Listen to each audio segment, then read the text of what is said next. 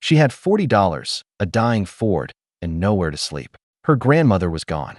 Her sister had made sure she had nothing left. And then, almost by accident, she spent $5 on something nobody else wanted. A rusted, forgotten lot on the edge of town that people called a junkyard. A place that smelled like old rain and broken things. Everyone laughed. The auctioneer didn't even bother raising his voice.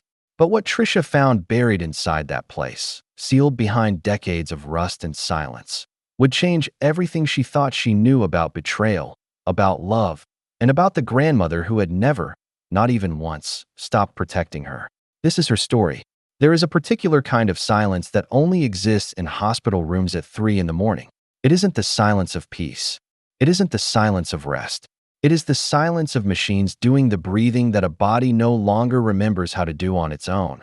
The low, mechanical rhythm of a ventilator, the soft beep of a monitor counting heartbeats like a clock counting down seconds it refuses to name. Trisha knew that silence well. She had been living inside it for 4 years. For years of driving 40 minutes each way to that small house on Crestwood Lane, of learning how to prepare soft foods that an aging jaw could still manage, of sitting beside a hospital bed that had gradually replaced the real bed in the back bedroom, of holding a hand that had once been strong, a hand that had braided her hair on Sunday mornings, that had pressed warm cornbread into her palms on cold November afternoons, that had wiped tears from her face after every heartbreak she had ever known. Maggie's hand. Margaret Louise Hayes, 81 years old, 5 feet and 2 inches of iron wool wrapped in soft skin, and a voice that still carried the low, unhurried cadence of someone who had never needed to rush to be heard. Trisha. Patricia Ann Hayes, 34 years old, the younger of Maggie's 2 granddaughters, had been the one who stayed. She had not planned it that way. Nobody plans to rearrange their entire life around someone else's decline. But life does not ask for plans. It presents circumstances, and then it waits to see what you are made of. When Trisha was 29, she had been 2 semesters away from finishing her degree in interior design at a state college 40 miles north. She had a small apartment she loved, a part-time job at a furniture restoration shop, and a man named David who was, she believed at the time, the kind of man worth keeping. Then Maggie fell. It was a Wednesday. A simple trip over a loose rug in the kitchen. A broken hip, a surgery, a recovery that stretched on longer than anyone expected, and complications that began to reveal themselves one by one. A tremor in the left hand, confusion in the evenings, the slow and heartbreaking erosion of a mind that had once been as sharp as a blade. The doctors said the word that nobody wants to hear said in a quiet office on a Tuesday afternoon with fluorescent lighting and a box of tissues placed strategically close to the patient's family. Dementia. Early stage, they said. Manageable, they said. Progressing slowly, they said.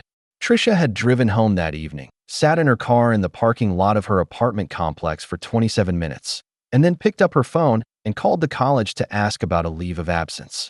David lasted 8 more months. He was not a cruel man. He simply wanted a girlfriend who was present, and Trisha had become someone who was somewhere else. He said it as gently as a person can say something that still leaves a bruise, and then he was gone, and Trisha packed a bag and moved into the back bedroom of the house on Crestwood Lane. She told herself it was temporary. 4 years later, she was still there. She did not regret it. That is the complicated truth that she carried with her in the years afterward. When people offered her sympathy as though she had been a victim of something, she had not been a victim. She had made a choice, and the choice had cost her things she sometimes grieved. But the choice had also given her something that could not be measured in degrees or apartments or men named David. It had given her 4 more years with Maggie. 4 years of slow mornings with black coffee and the sound of birds outside the kitchen window. 4 years of stories she had never heard before. Stories about Maggie's own grandmother, about the town where she had grown up, about a young man named Earl Hayes who had come to fix a fence and never quite left. 4 years of sitting in the blue armchair by the window on Sunday afternoons while Maggie dozed, watching the light change across the old woman's face, memorizing it the way you memorize a landscape you know you will someday leave. She had held that hand until there was nothing left to hold. Maggie passed on a Thursday morning in October, with the leaves outside the bedroom window burning orange and gold and a thin, clear light falling across the quilt that Trisha had tucked around her shoulders the night before. It was, in the way that such things can be, a quiet and gentle passing. Trisha sat beside her for a long time before she called anyone. She was not ready to let the silence in the room become something else. The funeral was on a Saturday. Trisha wore the only black dress she owned, stood at the graveside with her hands folded in front of her, and felt the October wind move through the cemetery with the indifferent persistence of something that has been blowing across the world long before any of them arrived, and will continue long after all of them are gone. Maggie's friends were there. Old women in good coats. Men with the careful movements of people who have attended enough funerals to understand that their own are not far off. A pastor with a kind face who had known Maggie for 30 years and spoke about her with the warmth of someone who had genuinely liked her. Kim was there too. Kimberly Renee Hayes Drummond, 41 years old, 8 years older than Trisha, and built along entirely different lines. Taller, sharper in the jaw, with their father's dark eyes and a way of entering a room that communicated, without words, that she had assessed it and found it slightly beneath her. Kim had not been at Crestwood Lane much in the past 4 years. She lived 40 minutes away, in a newer part of the city, with a husband named Craig who wore polo shirts and talked about real estate, and 2 children whose school schedules apparently made the 40-minute drive to visit their dying grandmother a logistical impossibility. She had come at Christmas. She had come once in the spring, for about 3 hours, and had spent most of that time on her phone in the kitchen and had left before dinner. Trisha had not said anything about this. There are things you do not say at the bedside of someone you love, because the person you love does not need to hear them, and saying them out loud would only make the air in the room harder to breathe. At the graveside, Kim stood across from Trisha, on the other side of the casket, and Trisha had the brief and strange sensation of looking at a version of herself that had made entirely different decisions, or perhaps a version of herself that had simply been luckier in ways that are difficult to name.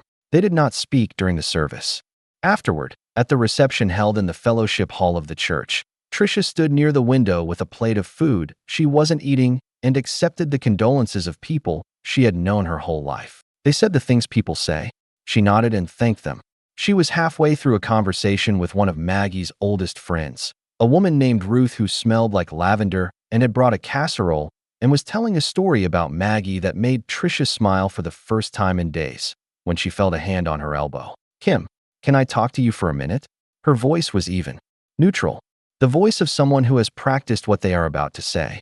Trisha excused herself from Ruth and followed her sister to a corner of the room, away from the other guests. Kim opened her purse and removed a manila folder. She held it out. Trisha looked at it the way you look at something when some animal part of your brain, the part that was built for survival, has already understood what it is before your conscious mind has caught up. "What is this?" she asked. "Grandma updated her will," Kim said. "About 8 months ago. Everything goes to me. The house, the accounts, all of it." A pause. "I thought you should know as soon as possible, so you can start making arrangements." The fellowship hall was full of the sound of quiet conversations, the clink of plates, the low hum of a heating system doing its best against the October cold. Trisha heard none of it. She took the folder. She opened it. She read the words that were inside it, or tried to.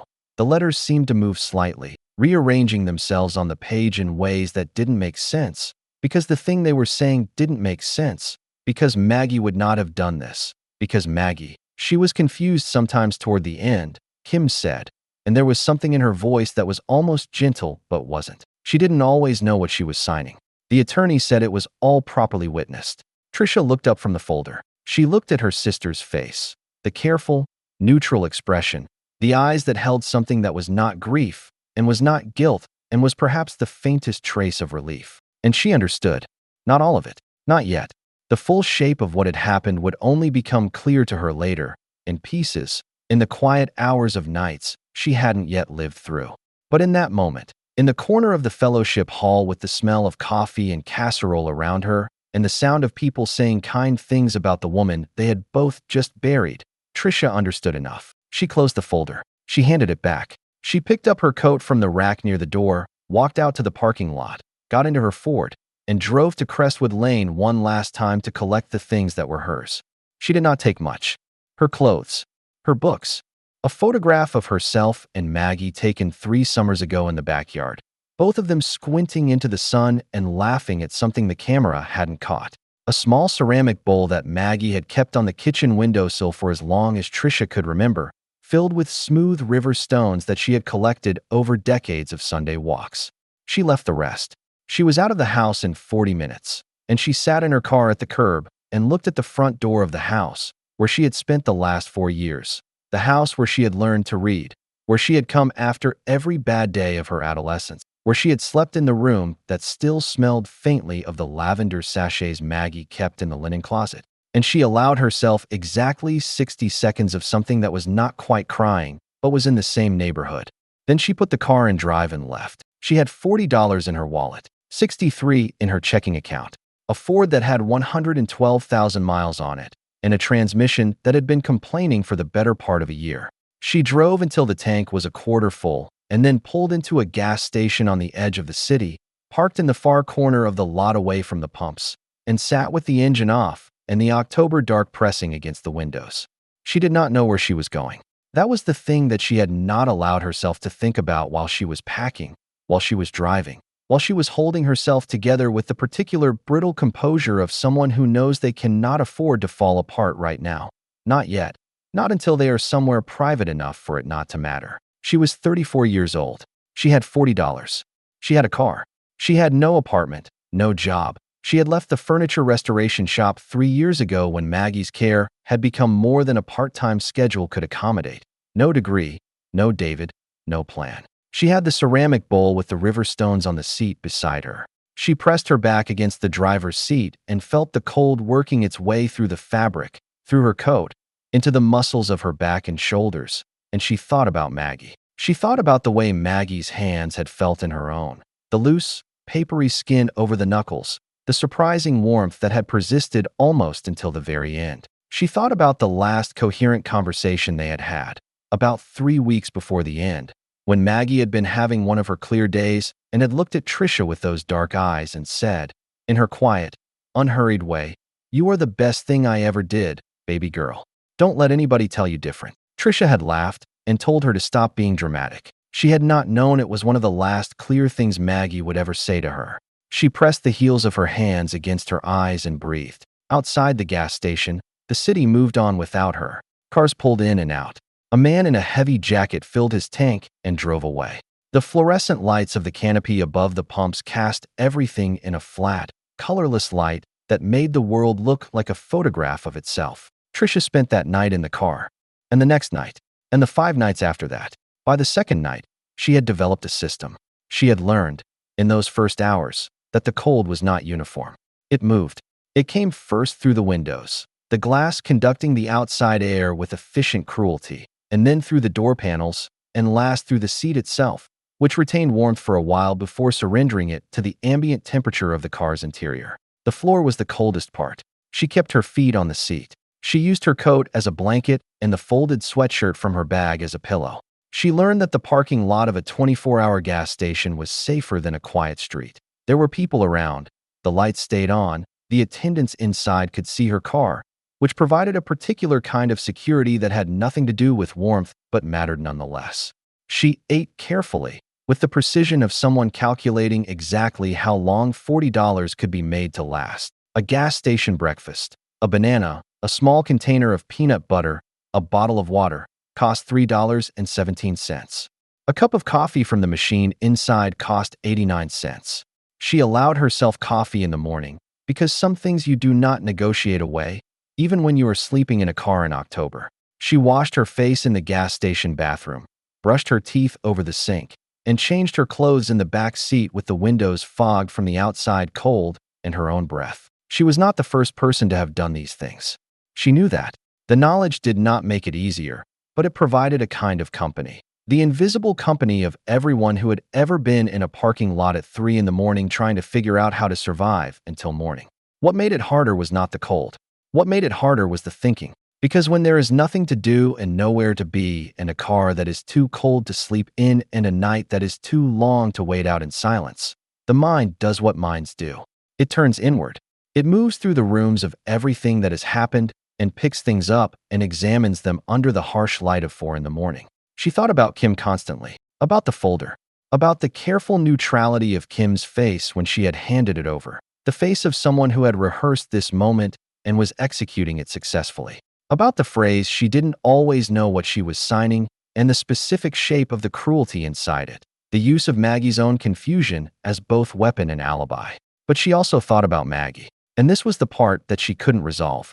This was the thing that sat in the center of her chest at 3 in the morning and refused to leave. Because no matter how many times she told herself that Kim had manipulated it, that Kim had taken advantage of an old woman whose mind was failing, there was always, the other possibility. The one she couldn't quite dismiss. The one that whispered in the cold dark of the car. What if she knew? What if some part of her, in those last months, decided Kim was right?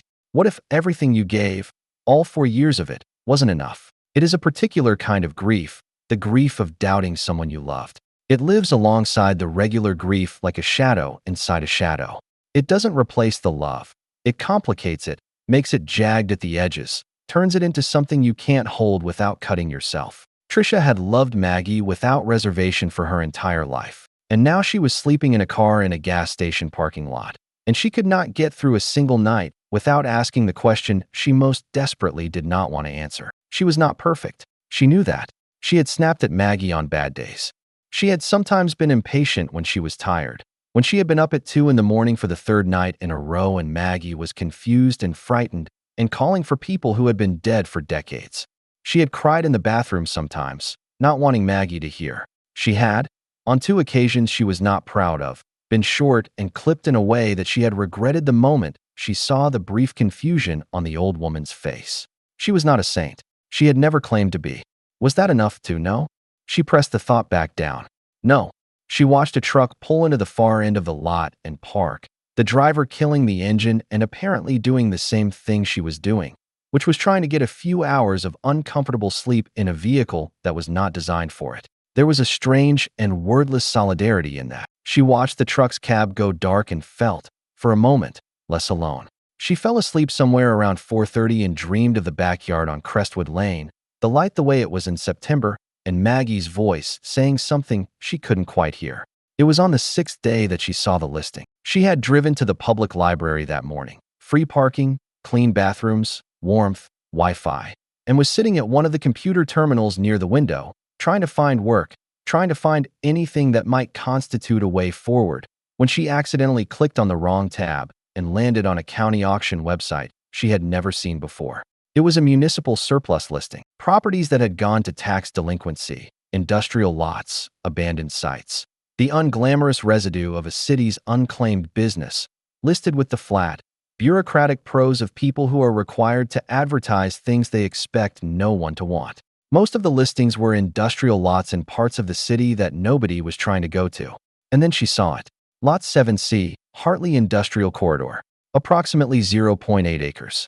Former scrap and salvage operation. Structures present. 1 main warehouse/storage facility. Corrugated metal. Condition, poor. 1 attached outbuilding. Condition, poor to deteriorating. Chain link perimeter fencing, partial.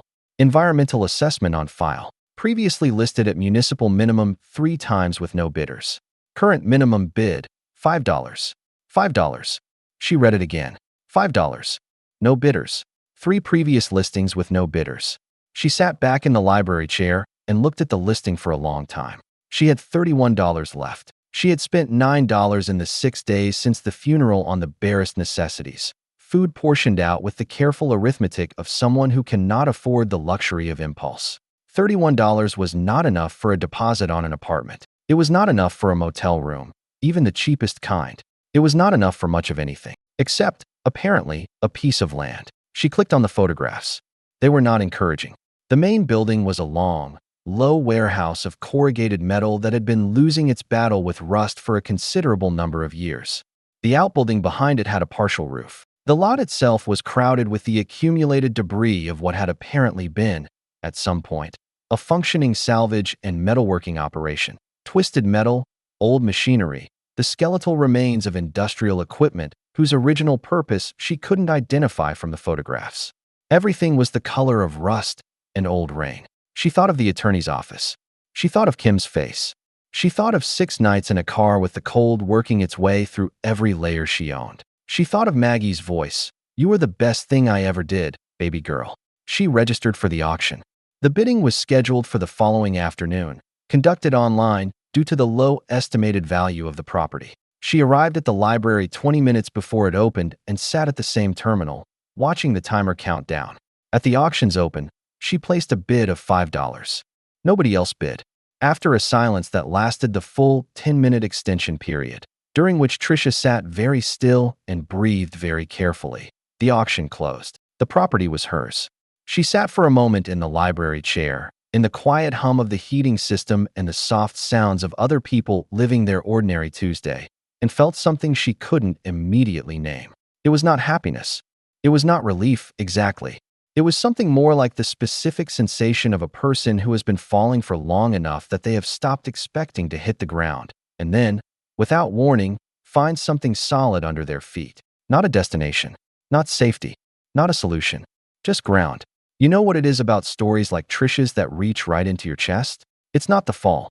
It's the moment after the fall, that frozen instant when everything that was supposed to hold you is let go, and you're standing in a library with $31 and a printout of a lot that nobody else wanted, and somehow, that feels like the beginning of something. Watching Trisha right here, betrayed by her own sister, sleeping in a car in the October cold, it makes you wonder how many stories like hers are out there. Stories that never got told. People who found their way back from impossible places, not because someone handed them a lifeline, but because they refused to let go.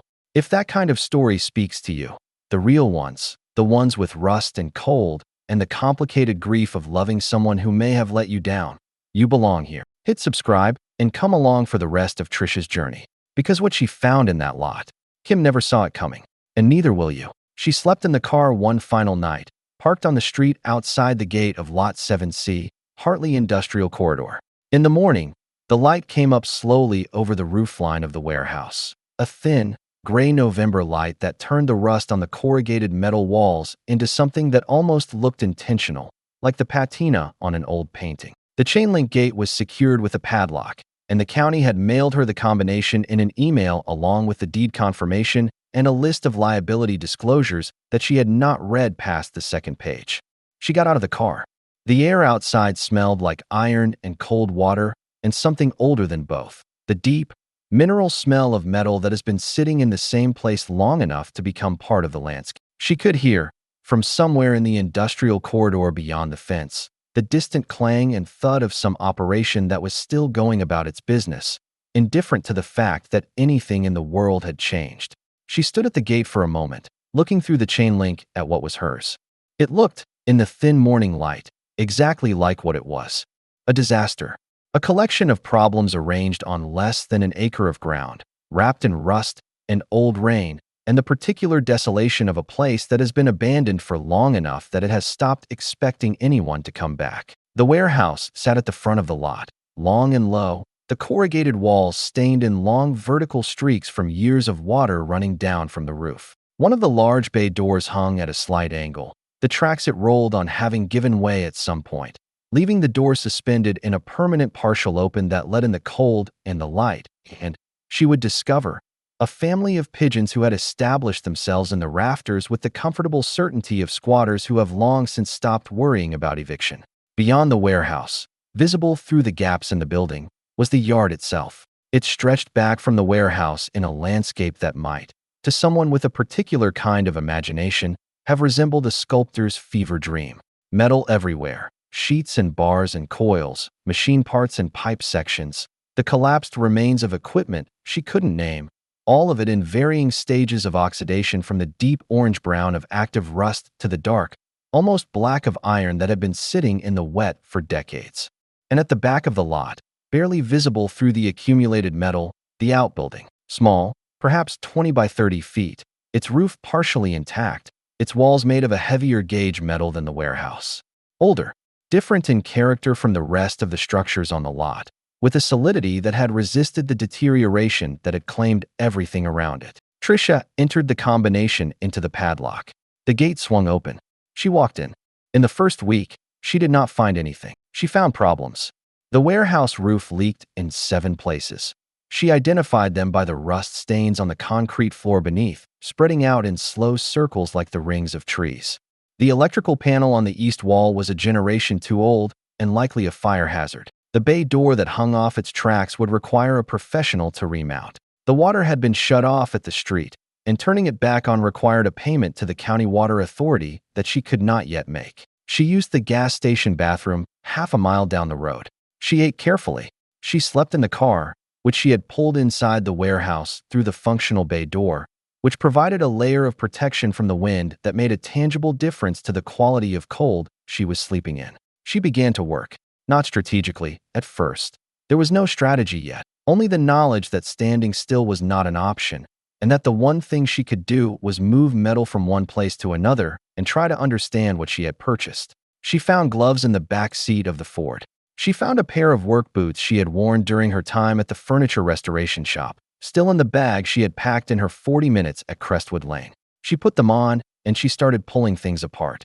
The work was physical in a way she had not expected. Not just heavy. Everything was heavy, but demanding in a specific, full-body way that left her shoulders burning and her hands aching by early afternoon. She was not, by any measure, someone who had done this kind of work before. She had moved furniture in her time at the restoration shop, had learned to sand and refinish and repair, had developed an eye for the underlying structure of broken things. But this was different. This was archaeology. She began to understand the lot in layers. The most recent arrivals were on top, material that had been dumped in the last years of the operation's active life, identifiable by the relative brightness of their rust, the less advanced state of their deterioration.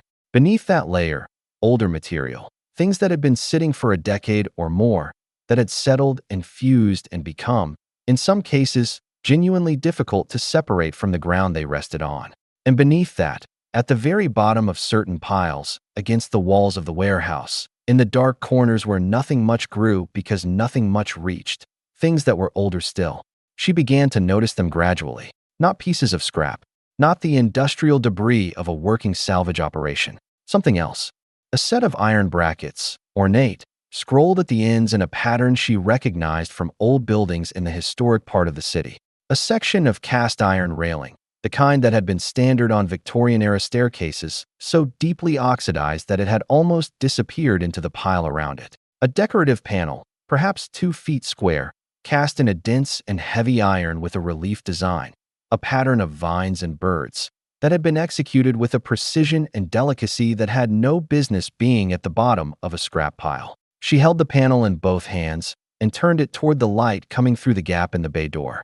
Even under the rust, she could see it. Someone had made this. Someone had cared enormously about this. She set it carefully against the wall. She kept working. By the end of the second week, she had cleared roughly a third of the warehouse floor and cataloged, in a notebook she had found in the glove compartment of the Ford, the things she was calling the other pieces, the ones that were different in kind from the bulk of the scrap. There were more than she had expected. Cast iron architectural elements, brackets, balusters, newel posts, decorative panels, sections of cornicing. At least 2 complete sets of cemetery gates, disassembled and stacked in a far corner of the warehouse beneath a collapsed shelf unit, recognizable by their repeating pattern and the particular weight and proportion of funeral ironwork. Several large fireplace surrounds, their cast iron faces ornate with foliate designs and central medallions. Heating grates in patterns she had never seen in any catalog.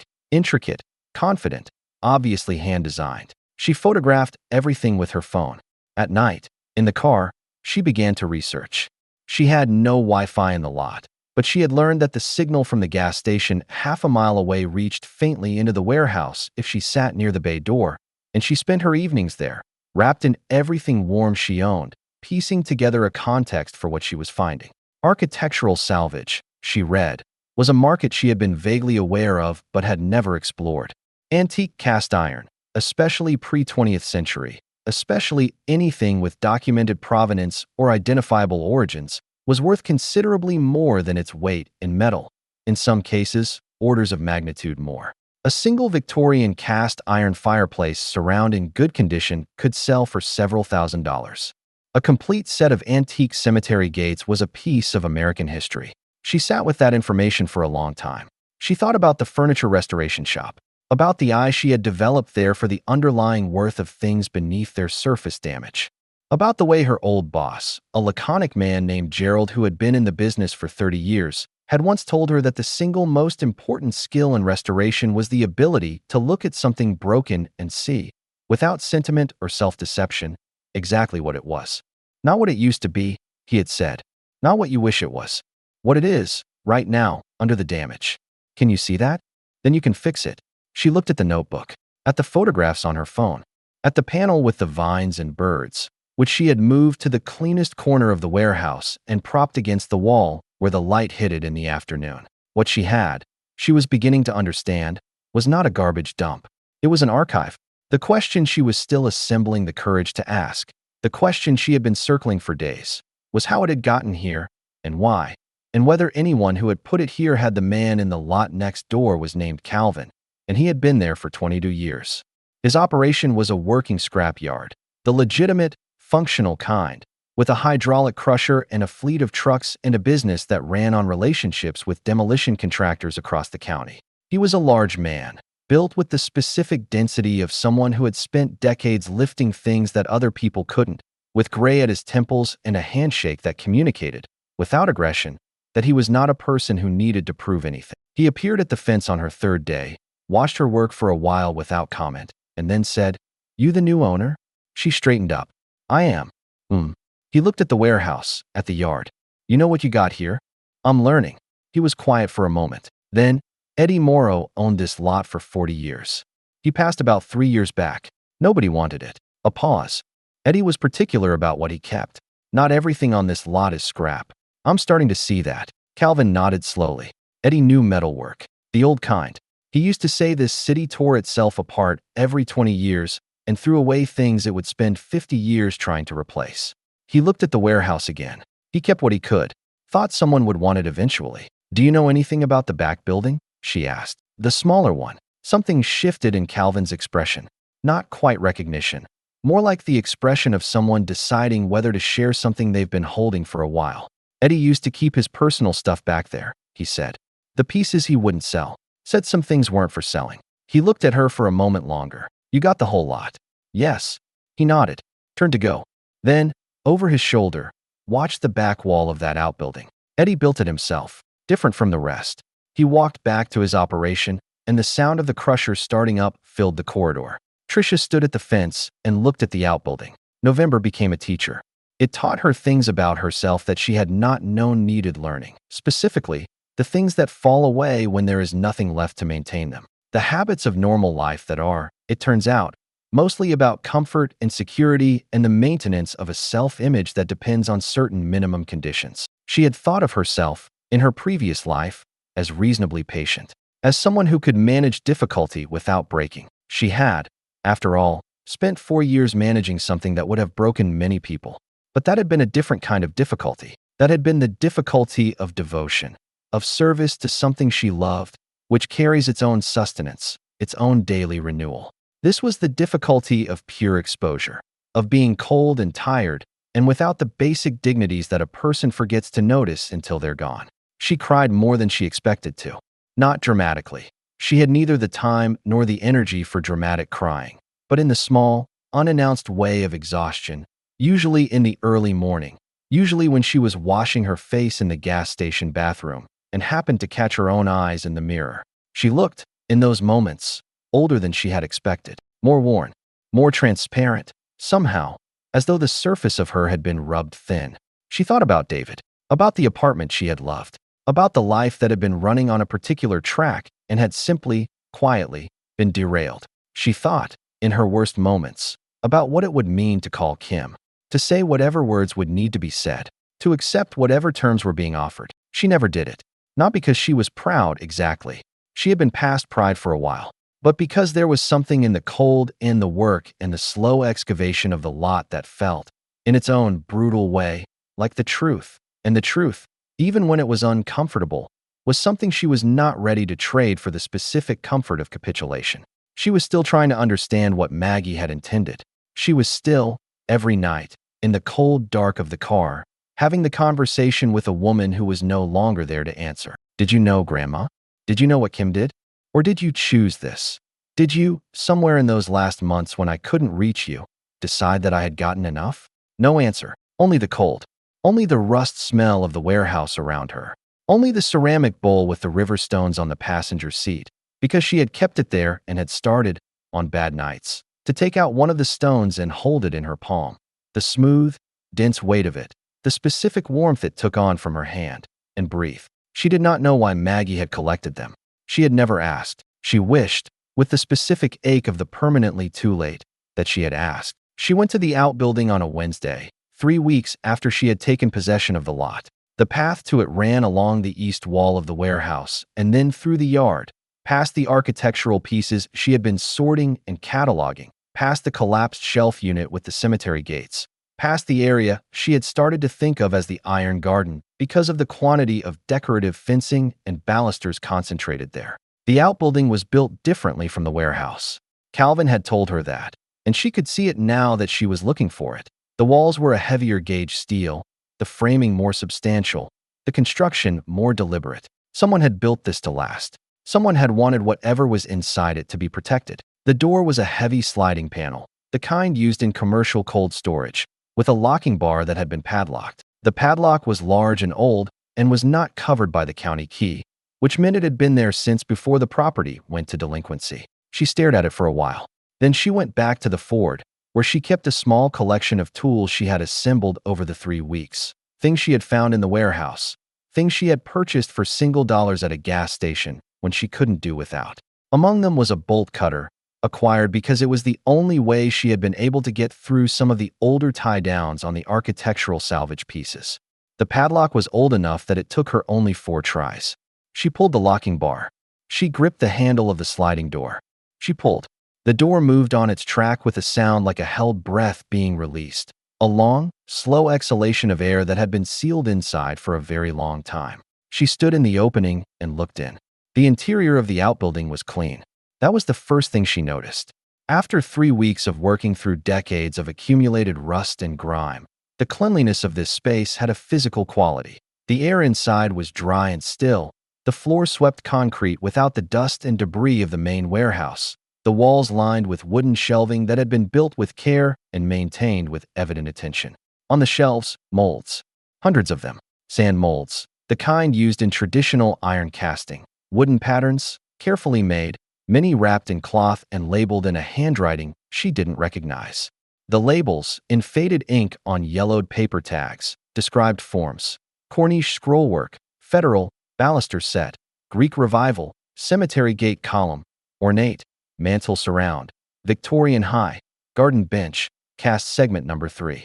She walked along the shelves slowly, reading labels, understanding gradually that what she was looking at was a complete record, a library, almost, of cast iron design patterns going back, based on the dates on some of the older tags, more than a century.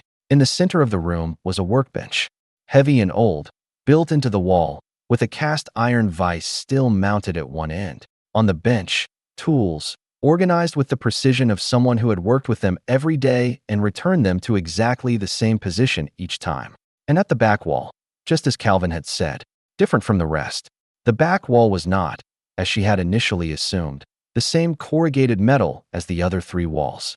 It was older, brick, the original structure of something that had predated the metal outbuilding, around which the metal outbuilding had been constructed. The brick had been painted over, and the paint was old and cracking, but beneath it she could see the variation in color and texture that identified it as a much earlier construction. At the base of the brick wall, partially recessed into the floor, was a cast iron door.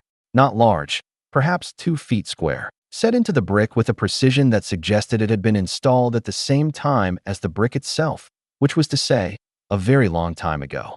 It had a simple lever handle, also cast iron, and when Trisha gripped it and pulled, she felt the resistance of something that had not been opened in years. She pulled harder. The door swung open. Inside, a compartment, perhaps 2 feet deep, lined with the same brick as the wall. And inside the compartment, wrapped in a layer of oilcloth that had been carefully sealed with tape around its edges, was a package approximately the size of a large shoebox. She sat back on her heels and looked at it for a long time. The air in the outbuilding was very still. She reached in and lifted it out. She brought it to the workbench. She set it down carefully, the way you set down something that has been waiting a long time and deserves a certain amount of ceremony on arrival. The oilcloth was wrapped multiple times and sealed with tape that had dried and contracted with age but had, she could see, done its job. The contents had been protected from moisture, from the fluctuations of temperature, from the years. She worked the tape free with her fingernails, slowly, without tearing. She unfolded the oilcloth one layer at a time. Inside was a smaller package of wax paper, sealed the same way. Inside the wax paper was a metal box, small, the kind used for recipe cards or old photographs. Hinged, with a small latch. Cast iron, she noted, because of course it was. And on top of the metal box, folded and placed with care, a letter. Her name was on the envelope. Patricia, not Trisha, the full name. The handwriting was Maggie's. She sat down on the floor of the outbuilding, the clean, swept concrete, and held the envelope in both hands for a long time before she opened it. Outside, the lot was quiet. The distant sound of Calvin's operation had stopped for the afternoon. The November light came in through a small high window she hadn't noticed before, falling across the workbench in a warm, dusty column. She opened the envelope. The letter was 2 pages, written in Maggie's careful, slanted hand. The hand of someone who had learned penmanship in an era when it was taught with rigor, and who had maintained it through decades of grocery lists and birthday cards and the small, practical written communications of a long life. She read it. My darling Patricia, if you are reading this, then you found the lot. Which means things did not go the way I had hoped they would go, and I am sorry for that. I need you to know, first and before anything else, that what I am about to tell you is the truth, the whole truth, written by a woman who still has her right mind, witnessed and dated at the bottom of this letter by 2 people who will swear to it if it comes to that. Kim came to me in March. You were out. I think you had gone to the pharmacy. You were always going to the pharmacy for me, always going somewhere for me. And she sat with me at the kitchen table, and she talked for a long time. I want to be honest with you. I understood more of what she said than she thought I did. My mind slips. I know that. I see it in your face when it happens. But it does not slip all the time. There are days that are clear, and that day was clear. She told me that you had been speaking to a lawyer, that you were planning to have me declared incompetent so that you could take control of my estate. She had papers, she said. She showed them to me, and I looked at them, and they were not the kind of papers she said they were. But she spoke so quickly, and my hands were shaking, and the light in the kitchen was not good that afternoon. I want you to know that I did not believe her. Not entirely, but she is my granddaughter, and she was sitting at my table, and the fear she put in me, the fear that I might lose control of my own life, that someone might take decisions from me before I was ready, that fear was real, even if the thing she told me was not. I did not sign the papers she brought. I want you to know that clearly. I did not sign anything that day, but I was frightened enough that I called the attorney the following week. His name is Robert Calloway, and his number is written at the bottom of this letter. I told him what had happened and what I was afraid of, and he helped me do what I needed to do. I changed the will, Patricia, but not the way Kim told you. The house and the accounts. I know they look like the larger part. I know that is what Kim will show you. But Kim does not know about the lot. The lot belonged to Eddie Morrow, who was a friend of your grandfather Earl's for 40 years. Eddie had no children, and when he was dying he asked Earl what to do with it, and Earl told him to leave it to me, because I would know what to do. When Earl died, the lot came to me, and I paid the taxes on it for years, and I kept it because I knew its value even when the city forgot. The molds in the outbuilding are irreplaceable. There is a man in Richmond, his name and address are in the metal box, who has been trying to acquire them for a museum restoration project for 15 years. There are collectors in 4 states who have contacted me through the years about the architectural salvage pieces. The cemetery gates alone are wanted by a historical preservation society in Virginia. None of this will make you rich overnight, but it is real, and it is yours, and it is more than the house on Crestwood Lane, which needs a new roof and has a foundation problem in the northwest corner that I never told Kim about. In the metal box, you will also find a copy of my real will, the one Robert Calloway holds. You will find the original deed to the lot, properly signed and notarized. And you will find, underneath those documents, the letter that Kim brought to the table that day in March, the one she thought I signed. I kept it. I did not sign it. Robert Calloway has a sworn statement from me, and from the aide who was in the house that afternoon, confirming that. I am not leaving you the house, my love. I am leaving you the truth, and the tools, and the work. I know that is harder. I know it is not what you expected. I know there will be days. I think you are probably already in them. when you will not understand why, when you will be angry at me, and that anger will be fair. But I raised you to see what is real. I raised you to do the work. And I could not, in my right mind, leave you a house that your sister would have made impossible to live in. What I could do was leave you a place that Kim would never trouble herself to look at. You were never, for a single day, out of my will. You were never, for a single day, out of my heart. The stones in the bowl on the kitchen windowsill. I collected those on our Sunday walks. One for every year since you came to me. There are 34 of them. I counted. All my love, for whatever it is worth from where I am. Maggie witnessed and dated. September 14 teach. Tricia sat on the floor of the outbuilding for a very long time. The light through the high window moved slowly across the wall, warm and unhurried, the way November light moves when it has decided to be generous. She held the letter in both hands. She was crying, but quietly, the quiet, unsurprised way of someone whose body has been waiting to do this for a long time and has finally been given permission. Outside, the lot was still. She called Robert Calloway the next morning. He answered on the second ring. A man with a careful, measured voice who had clearly been expecting this call for a while. "Miss Hayes," he said, "I'm very glad to hear from you." He had the documents.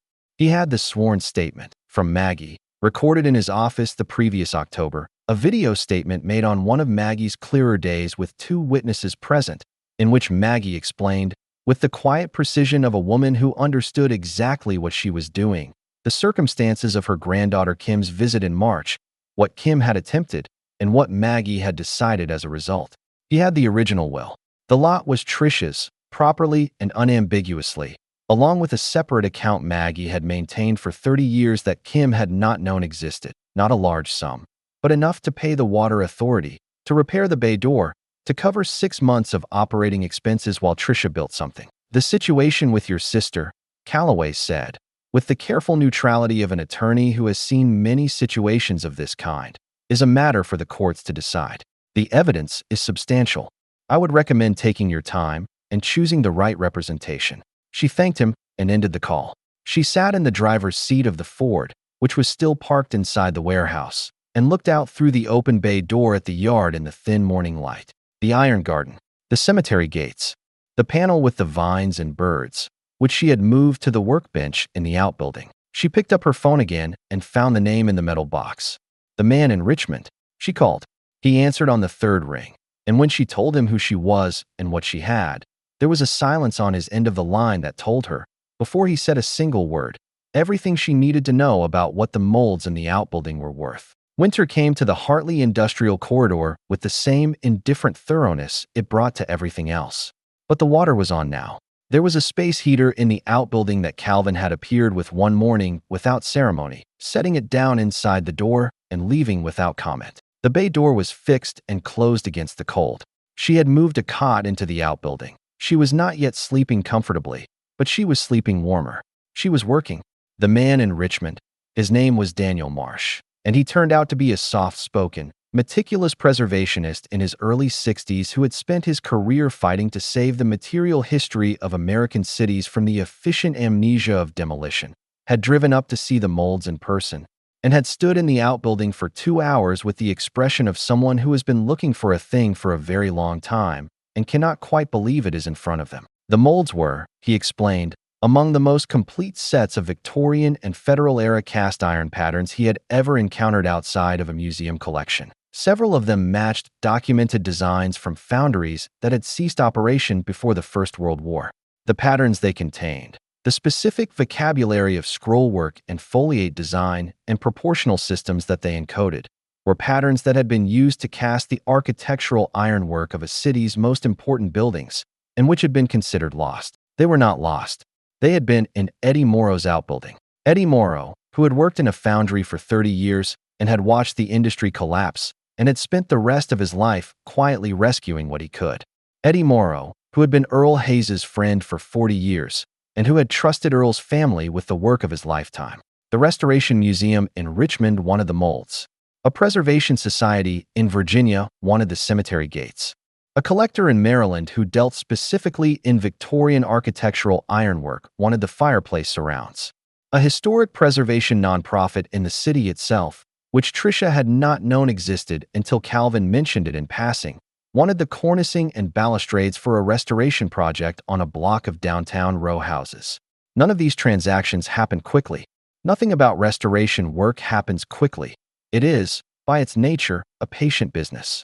But by the time February arrived and the cold began its slow retreat from the corrugated walls of the warehouse, Tricia had enough to know what the work was. She had begun restoring pieces herself, drawing on the skills she had learned at Gerald's shop, supplemented by what she was learning from Daniel Marsh and from the notes she found in the outbuilding, apparently Eddie Morrow's, which described the treatment and maintenance of specific alloys with the careful specificity of a man who had spent a lifetime learning things he wanted to be written down before they were lost. She hired Calvin's nephew, a young man named Marcus who was between jobs and had strong hands and learned quickly, to help with the physical work. She opened a bank account. She hired Robert Calloway to begin the process against Kim. The legal process was slow and, at times, genuinely painful. Calloway was correct that the evidence was substantial. The video statement was clear. The letter Kim had brought to Maggie's table that day in March turned out, under examination, to contain a signature that was, according to a forensic handwriting expert Calloway retained, inconsistent with Maggie's documented signature from the same period, which established the foundation of the fraud case. Tricia did not enjoy any of this. She had thought, in her harder moments, the ones in the gas station parking lot at 4 in the morning, the ones in the cold of the warehouse when her hands ached and her back ached, and the whole situation had the quality of something she had not earned and could not escape. She had thought that when the moment came for accountability to arrive at Kim's door, she would feel something clean and complete, something that closed a wound. It didn't work that way.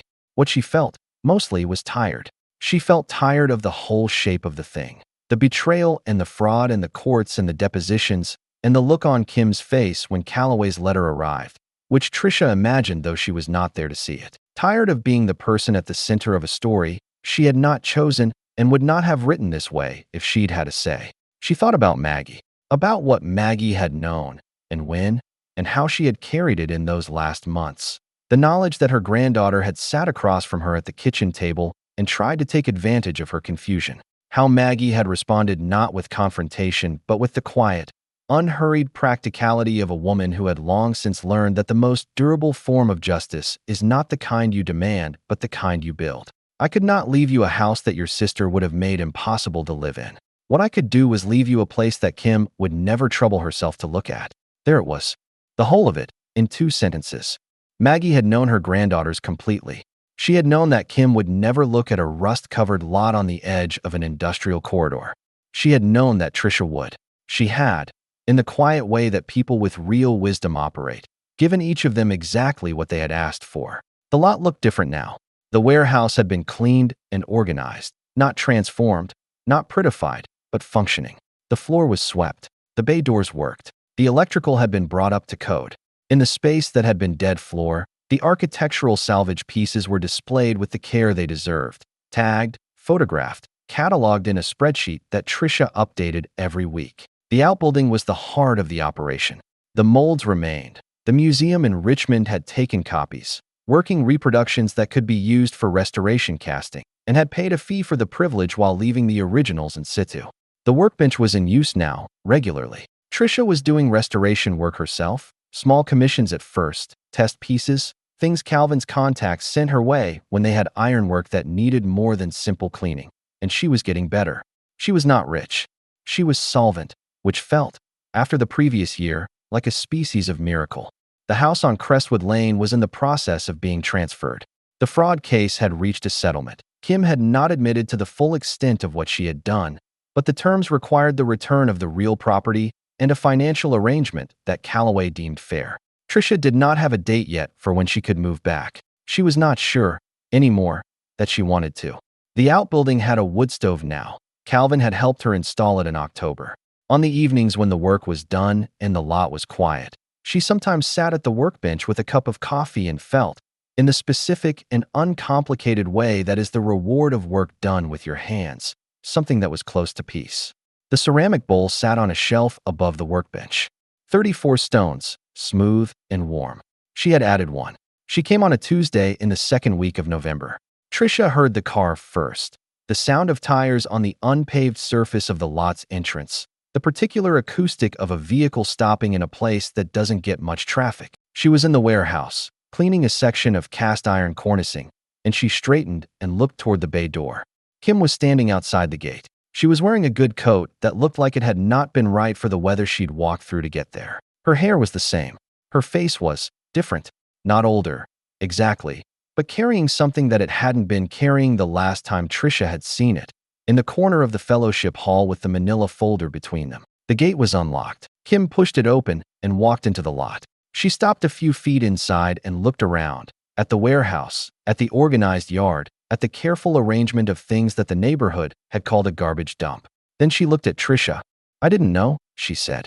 Her voice was even, but thin, like paper that has been folded too many times. "About the outbuilding. About what was in it. I thought it was just a pause. I thought it was junk." Trisha waited. "I thought the lot was just something she had that wasn't worth anything. I thought I was leaving you." Kim stopped, started again. "I told myself I was leaving you something, even if it was nothing." The word nothing landed in the air between them and stayed there. Trisha looked at her sister, at the particular and unmistakable quality of a person who has had a year to sit with what they have done and has, against their own resistance, arrived at something that is not exactly guilt, but is in the same territory. She did not feel the rage she had expected to feel. She had felt it, in the parking lot, in the cold nights, in the first weeks in the warehouse, and it had burned through her and left something that was cleaner, if also more complicated. "I know you thought it was nothing," she said. "That was the point." Kim looked at her. "Maggie knew you," Trisha said.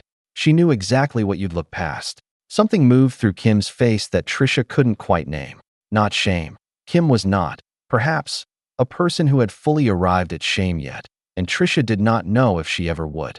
But something adjacent to it, something that acknowledged, without the words for it, the specific way in which she had been understood and outwitted by an old woman who had known her since birth. She left before dark. She walked back to the car parked at the gate, got in, and drove away without looking back. Trisha watched her go. She stood at the bay door for a while, in the November cold, looking at the empty lot entrance, at the chain-link gate swinging slowly back to closed. Then she turned and went back inside. That evening, she sat at the workbench in the outbuilding with the wood stove going and a cup of coffee that was getting cold while she held it. She was thinking about the letter. She had read it many times in the past year, enough that she could close her eyes and hear it in Maggie's voice. The quiet, unhurried voice with the low cadence of someone who had never needed to rush to be heard. She knew every sentence. She had spent hours with certain passages, turning them in the light like the stones in the bowl. "You were never, for a single day, out of my will. You were never, for a single day, out of my heart." She believed it. She had come, over the course of the year, to believe it completely, to set down the other possibility, the 4 in the morning possibility, the one that had whispered, "What if she chose this?" She had set it down not because it had been disproven, exactly, but because the whole shape of what Maggie had done made it impossible. You do not protect someone this carefully if you have already abandoned them. But she also held, because she was honest and Maggie had raised her to be honest, the complicated truth that the protection had come with a cost. That the form of the protection, the lot, the molds, the oilcloth package and the iron door, had required her to survive a year that she would not have chosen. That Maggie had made a calculation, somewhere in those last months, and the calculation had been, Kim will be more dangerous than Trisha can handle directly. Kim will need to believe she has won. The only way to protect what matters is to make it invisible. The calculation had been correct. The year had been real. Both things were true at the same time, and Trisha was learning, slowly, to hold them both. She thought about Kim walking through the gate, about the particular exhaustion in her face, not the exhaustion of hard work, but of something else. The exhaustion of arriving, after a long time, at the knowledge of something you have done. She did not forgive her. She did not know if she would. Forgiveness was not a decision she was prepared to make on a Tuesday in November, and anyone who told her it should be was not someone who had slept in a car in October. But she also did not, she discovered, need Kim to be destroyed. The story was not a story about destruction. It was a story about what Maggie had seen in her. The granddaughter who had stayed, who had given up the degree in the apartment, and the man named David, who had sat in a hospital room at 3 in the morning counting heartbeats. Maggie had seen what that cost, and had valued it not with the house on Crestwood Lane, which was visible and obvious and therefore available to be taken, but with something that required the specific ability Maggie had always known Trisha had. You are the only one who knows how to see beauty where others see rust. She hadn't said it in those words, but she had said it in every decision she had made. Trisha looked at the shelf above the workbench. 35 stones in the ceramic bowl. The outbuilding was warm. Outside, the November dark was settling over the Hartley Industrial Corridor, over the organized yard and the warehouse with its functioning bay doors and the chain-link gate standing open to the street. The work was not finished. It would not be finished for a long time. That was fine. If you had walked past Lot 7C on the day that Trisha spent $5 to own it, you would have seen a padlocked gate, a rust-stained warehouse, and a yard full of what everyone in the neighborhood agreed was junk. If you walked past it today, you would see something harder to categorize. You would see, through the open gate, a yard that has been organized with care. Not the sterile organization of a showroom, but the working organization of a place that is in the business of valuing things correctly. You would see, in the warehouse, pieces of a city's architectural history that had been considered lost, being cleaned and cataloged and matched with the people and institutions that need them. You would see, if you looked carefully, a woman at a workbench in an outbuilding, working with tools that were already old when she was born, on a material that was already old when those tools were made. You would not necessarily know her name. You would not necessarily know what she had survived to be there. But if you watched her work for a while, the careful, unhurried way she moved, the specific quality of attention she brought to the thing in her hands, the way she held the iron up to the light and turned it slowly, looking for the form inside the damage, you might recognize something. The ability to see what is real. Not what something used to be. Not what you wish it were. What it is, right now, under the rust, under the years, under everything that has been laid on top of it by time and by people who didn't know what they were looking at. That ability was not something Trisha had invented. It was something she had been given by a woman who had collected 34 river stones on Sunday walks, one per year, by a man named Eddie Morrow who had spent his life rescuing what others discarded, by a year of cold nights and hard work and the kind of loss that either takes you apart permanently or teaches you, once and for all, what you are made of, by $5. She had not known, when she placed that bid in the library on a Tuesday afternoon with $31 left in her wallet, what she was reaching toward. She had not known that the grandmother she was still in the process of grieving had placed something there for her to find. Something sealed in oilcloth and wax paper and iron, sealed against the years, sealed against the cold, sealed against a sister who would never have gotten her hands dirty enough to find it. She had only known, in the way that people sometimes know things before they can explain the knowing, that this was where she was supposed to go, that the ground was here, and it was. This story is dedicated to everyone who has ever been handed a loss that turned out, in ways they couldn't see at the time, to be a direction. Keep going. You don't always know what's at the bottom of the pile.